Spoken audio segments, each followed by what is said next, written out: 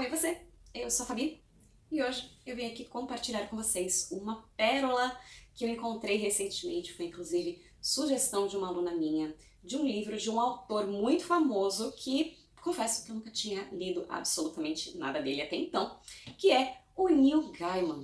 E como eu falei, é autor de diversos livros que eu não li nenhum, mas que a partir deste livro de hoje eu já fiquei tentada a ler. E o livro de hoje é o livro A Arte Importa, porque sua imaginação pode mudar o mundo, escrito pelo Neil Gaiman e ilustrado pelo Chris Riddle. Então, além de ser um livro super estimulante, é também um livro lindo, porque ele é cheio de ilustrações e ele é um livro de rápida leitura. É quase um manifesto em nome da boa arte que, segundo Neil Gaiman, só você pode fazer. E é sobre ele que eu vou falar hoje. E como eu falei, é o primeiro livro desse autor que eu estou lendo e gostei muito. Como eu falei, além de ser um livro muito bonito, é também um livro muito inspirador. Eu particularmente gosto de ter um tempo, um hobby estipulado na minha semana para fazer arte, então gosto de desenhar, escrevo bastante. Confesso que eu tenho bastante vergonha de publicar as coisas que eu escrevo, mas quem sabe um dia eu perco um pouquinho dessa timidez. Mas é muito interessante que o Neil Gaiman vai fazendo diversos textos que vão estimulando você a continuar fazendo a sua arte e, de preferência, dividi-la com o resto do mundo, já que, segundo ele mesmo, muitas coisas somente nós que podemos fazer, apresentar, falar, mostrar e por aí vai. Porque afinal de contas, cada pessoa tem uma experiência única na vida e isso acaba transparecendo, acaba sendo refletido na sua arte. E aí, como sempre, eu separei diversos trechos desse livro para você que anda meio desestimulado de fazer a sua arte, seja desenho, pintura, escrita, música, na área que for. E logo no comecinho do livro, ele já começa dizendo o seguinte: creio que na batalha entre armas e ideias, as ideias no fim vencerão, porque as ideias são invisíveis, perduram e às vezes podem até ser verdadeiras, e no entanto se movem. E, além de ser um livro extremamente cativante, é muito interessante que ele também vai compartilhando experiências pessoais de como foi quando ele começou a trabalhar como escritor. É muito complicado, porque geralmente quando a gente resolve se dedicar a alguma tarefa, algum projeto paralelo, um blog, um canal no YouTube, no meu caso, muitas vezes a gente acaba querendo um resultado rápido, sendo que a constância na verdade acaba sendo mais importante, porque afinal de contas, quanto mais a gente faz, mais a gente fica melhor naquilo que a gente se propôs fazer. E aí uma das coisas que ele divide que eu achei muito curiosa foi ele comentando de quando ele saiu numa determinada publicação que era bem famosa, que ele queria sair, e aí ele falou assim, a partir do momento que eu consegui ser publicado naquele veículo determinado, você pensa que eu fui publicado sempre? Não. É difícil você conseguir um papel de destaque e até você ter, de repente, um livro publicado, um texto que se torna sucesso, centenas de textos foram escritos também. Mas, de repente, entre centenas, um virou. E aí a gente vê um pouco como a gente tem essa necessidade, esse imediatismo arraigado na nossa cultura, onde a gente quer tudo pra ontem. E é muito bacana que ele vai trocando diversas figurinhas, até como se fosse um bate-papo amigo. Pouquinho depois, ele fala o seguinte: pessoas incapazes de compreender umas às outras não conseguem trocar ideias, não conseguem se comunicar. O modo mais simples de criar crianças leitoras é ensiná-las a ler e mostrar como a leitura é uma atividade prazerosa. Acho que não existe livro impróprio para crianças. Isso é besteira, é esnobismo, insensatez. Um parênteses, eu discordo. Precisamos que nossas crianças subam a escada da leitura. O que quer que elas gostem de ler será um impulso adiante, degrau a degrau, rumo ao amadurecimento na leitura.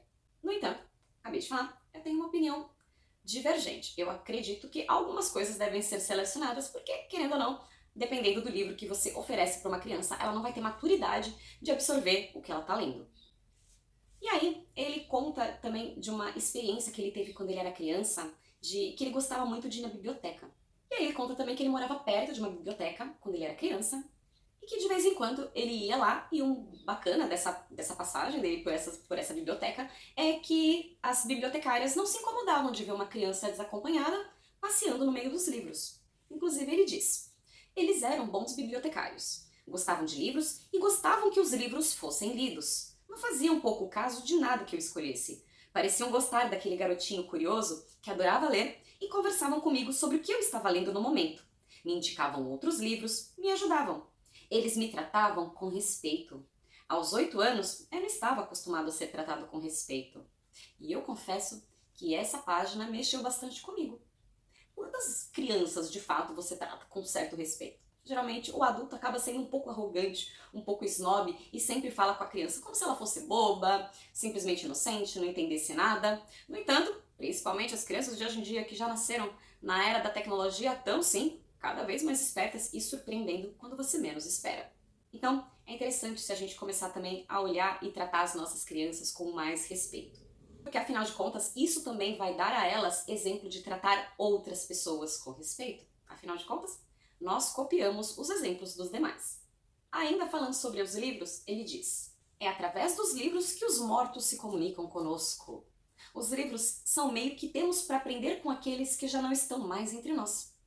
O caminho percorrido pela humanidade para se construir, evoluir, fazer do conhecimento algo cumulativo em vez de algo que precise ser reaprendido indefinidamente. E, realmente, para pensar, não fossem os livros nos contando do passado que já aconteceu, imagina se ninguém escrevesse nada, a gente estaria sempre que tendo que reaprender, tentando, falhando, acertando e por aí vai. Cansativo, né? E uma das coisas muito curiosas é que justamente quando a gente está naquele período de alfabetização, a gente quer ler tudo na rua. A gente quer ler outdoors, placa. Aí depois de um tempo, quando a gente aprende a ler as palavras, a gente parece que para. Lê só o que é obrigatório para a escola, o que é obrigatório para sua formação profissional. Mas nem só de conhecimento técnico vive o nosso vocabulário. Então é bem importante se a gente conseguir ler livros de diversas áreas para sempre aumentar a nossa bagagem, o nosso conhecimento. E aí ele continua: acredito que temos a obrigação de ler por prazer. Se outros nos virem lendo, talvez percebam que ler é bom. Temos a obrigação de contribuir para que as bibliotecas continuem existindo, de protestar caso ameacem fechá-las. Se você não valorizar as bibliotecas, está silenciando as vozes do passado e prejudicando o futuro. Sem bibliotecas, não temos futuro e nem passado. A ficção é a mentira que nos conta a verdade. Todos nós temos a obrigação de fantasiar, temos a obrigação de imaginar. É fácil fingir que ninguém é capaz de mudar nada, que vivemos num mundo composto por uma sociedade colossal e um indivíduo menor que nada. Mas a verdade é que os indivíduos estão sempre mudando o mundo. Os indivíduos criam o futuro e fazem isso imaginando que as coisas podem ser diferentes.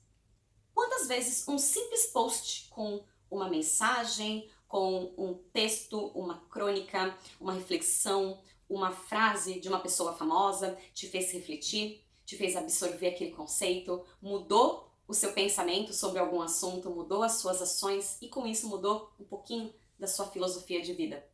Pois é, muitas coisas que nós publicamos, elas podem parecer superficiais, mas são absorvidas por outras pessoas e de várias formas diferentes. Quando se propõe a produzir conteúdo, seja um conteúdo de qualidade, que faça bem para as pessoas, que agregue valor, justamente porque tudo isso é absorvido. E muitas das coisas, dos conselhos, da sua experiência de vida, que você acha que não vai fazer diferença, de repente pode mudar sim a vida de uma pessoa.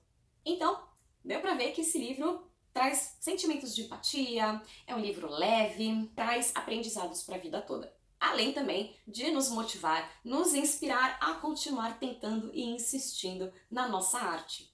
A criar coisas novas, coisas boas, não só para nós mesmos, mas para as outras pessoas. E essa acaba sendo a real intenção desse livro. E eu particularmente gostei muito e já estou ansiosa para ler outros livros desse autor. Então, você aí, conta pra mim, já leu algum livro do Neil Gaiman? Escreve aqui pra mim qual foi o livro que você leu, o que você achou, e de repente eu vou ficar curiosa e vou querer ler também. Então é isso, eu espero que vocês tenham gostado. Se você gostou, não esquece de deixar o seu joinha, se inscrever aqui no canal para receber as notificações dos próximos vídeos e vocês também podem ver os diversos vídeos dessa playlist aqui em cima, tá bom? Então, por hoje é só. Um beijo. Tchau, tchau.